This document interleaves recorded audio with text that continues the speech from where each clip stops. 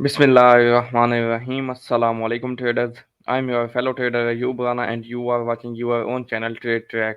आज की वीडियो में हम गोल्ड, यूएस ऑयल, नेस्डैक और फॉरेक्स पेयर्स को एनालाइज करेंगे for 8th of December Friday.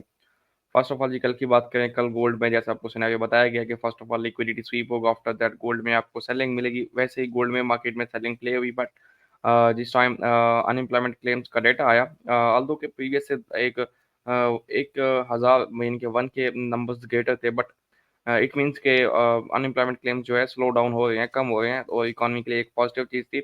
But एक लिक्विडिटी स्वीप होना और एक अगेंस्ट द सेंटीमेंट जो एक ट्रेड एक मूव आती है वो आई, उसके बाद मार्केट डाउन गई।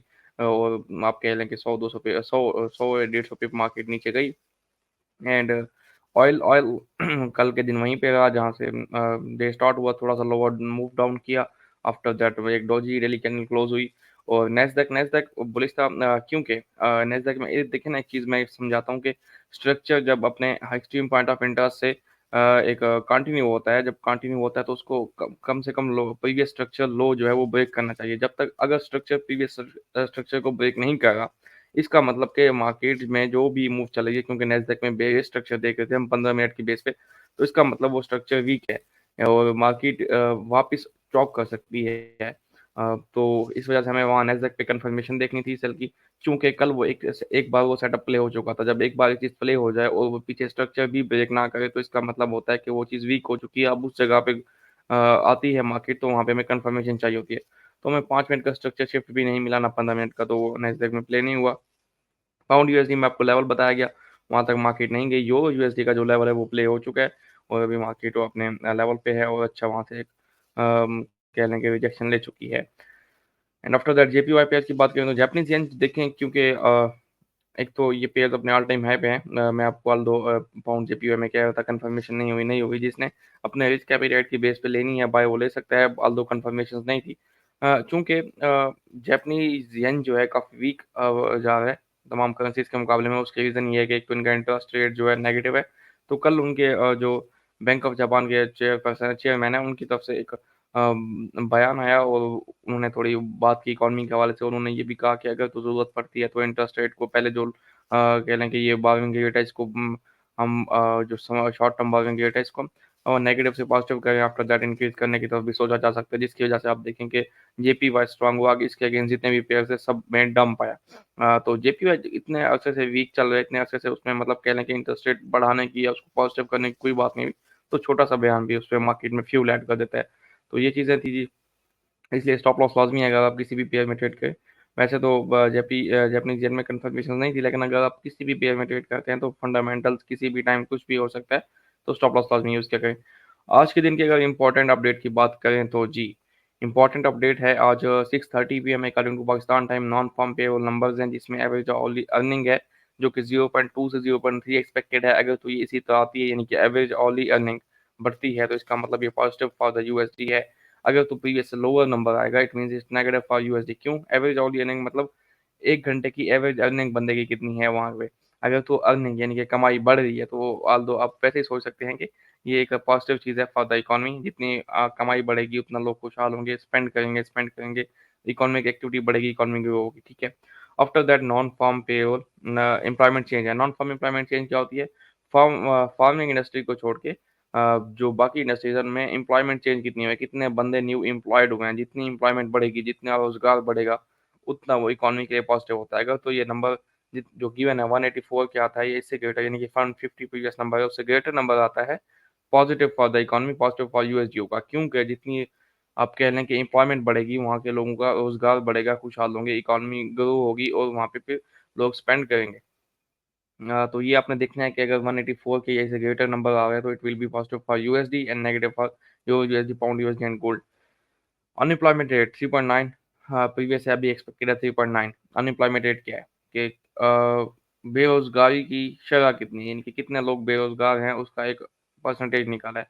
तो अगर तो ये अनएम्प्लॉयमेंट रेट जो है ये प्रीवियस नंबर से लोअर आता है, तो फिर पॉजिटिव फॉर इकोनॉमी होगा, क्योंकि जितने कम लोग अनएम्प्लॉयड होंगे, जितने कम लोग बेरोजगार होंगे, उतना ही इकोनॉमी के लिए पॉजिटिव चीज़ होगी।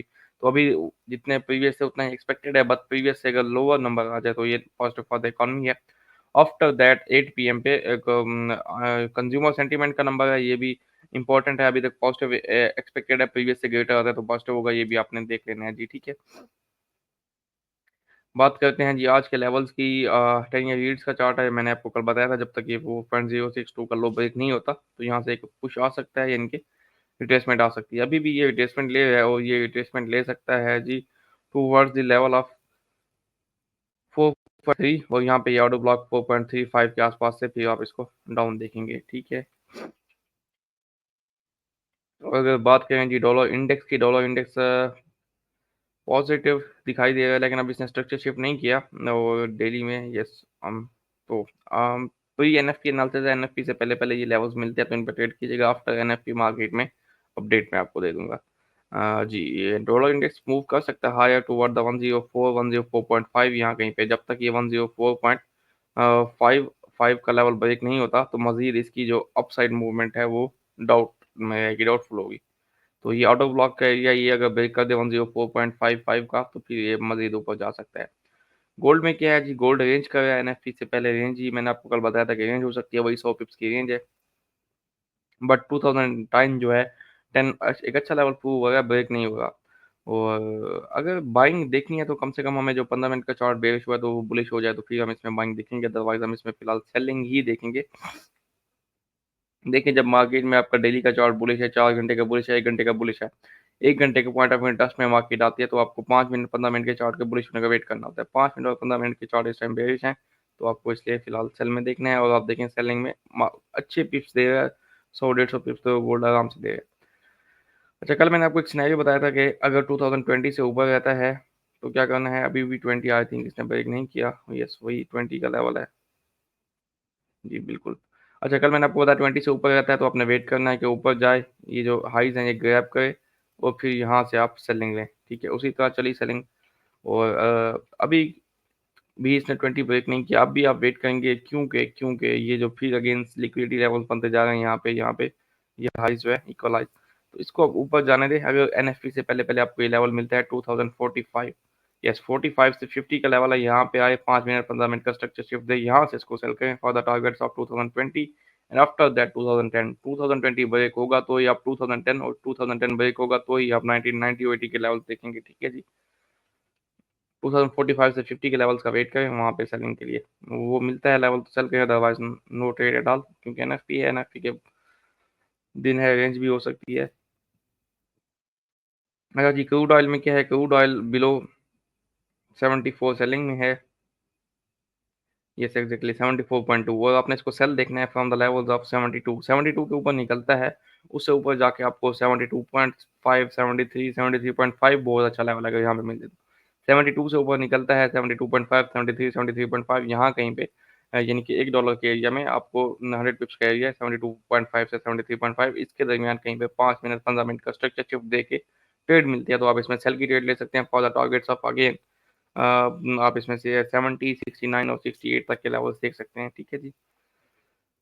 नेस्डैक नेस्डैक बुलिश बाय में क्लोज हुआ, कुछ अर्निंग्स डेटा भी था जिसकी वजह से बाय में क्लोज हुआ, डेली का एक कह लें बुलिश ऑर्डर ब्लॉक भी बना चुका है। ये तो मैं आपको क्लियरली बता रहा था कि 4 घंटा और 1 घंटा बुलिश है, 15 मिनट की बेस पे। अच्छा यहाँ पे मैं आपको समझा भी देता हूँ, हम सेल में इसको देख रहे थे 15 मिनट में। अगर देखें प्रीवियस स्ट्रक्चरल हाई ये था 15,009 50 सॉरी 16,016 ये हाई। अब ये हाई जो है एक बार यहाँ पे मार्केट को पुश डाउन कर चुका है। अब एक एक्सट्रीम पॉइंट ऑफ इंफ्रास्ट्रक्चर का जब मार्केट को पुश डाउन कर रहा है तो इसको चाहिए कि ये नीचे जाके स्ट्रक्चर लो ब्रेक करे। लो ब्रेक करता तो स्ट्रक्चर कंटिन्यू होता इस तरह से, बट इसने जाके यहाँ पे लो ब्रेक नहीं किया और यहीं से दरमियान में से ये वापस आ गई। इतना अच्छा पुश आया लेकिन स्ट्रक्चर ब्रेक नहीं हो सका। इसका मतलब क्या था, ये जो सेलिंग साइड थी ये वीक थी और अब जो है मार्केट ने अपना ये स्ट्रक्चर वापस ब्रेक करना था, चौक करना था। अब देखें अब ये चौक कर चुका है। अब आपको इसमें बाइंग देखनी है from the levels of, buying के लेवल्स हम इसमें देख लेते हैं। बाइंग आपको इसको देखनी है जी 15,870 से नीचे नीचे 15,850 पे, या फिर 15,785, 15,780 से 15,850। पहले तो ये आपका फेयर वैल्यू गैप है, यहाँ पे मिलता है तो इसमें बाइंग देखें 15 मिनट 5 मिनट का स्ट्रक्चर शिफ्ट देख के, या फिर ये ऑर्डर ब्लॉक है आपका एक्सट्रीम पे यहाँ से। और ये आपके टारगेट्स होंगे 16,200 16,300 तक के टारगेट्स होंगे, ठीक है जी। अब आ जाएं जी पाउंड यूएसडी की तरफ। पाउंड यूएसडी जो है उसने क्या किया जी, बुलिश कैंडल क्लोज की है, बट डेली के फेयर वैल्यू गैप के अंदर ही है। और 4 घंटे में देखें तो आपको कल इसमें एक लेवल बताया गया था जी, कौन सा लेवल था इसमें, मैंने आपको बताया था 1.2619 से 1.26 ऑलमोस्ट, यहाँ पे मैंने कहा था ट्रेड लें, क्योंकि ये इसका इंड्यूसमेंट थी। तो इंड्यूसमेंट गैप नहीं हुई अभी तक, अगर हम हायर टाइम फ्रेम की बात करें तो 30 मिनट की बात करते हैं जी। ठीक है, तो आप वेट करें अगेन इसी लेवल से ऊपर जाए, 1.26141 से ऊपर, 1.26141 से ऊपर जाए, आपको trade they further levels of 1.264, 1.265, यहाँ कहीं पे। वैसे अच्छा लेवल ये 1.266 से लेकर 1.265, यहाँ पे इंड्यूसमेंट क्लियर करने के बाद यहाँ पे जाए, 5 मिनट 15 मिनट का स्ट्रक्चर शिफ्ट है, तो इसको यहाँ से सेल देखें। But pre NFP I think it will range. और आज यूरो का भी बैंक हॉलीडे है। यूरो में आपको डेली चार्ट देखें तो ठीक है, 4 घंटे में देखें तो यूरो में आपको जो लेवल्स बताए गए थे वो प्ले हुए हैं इसमें।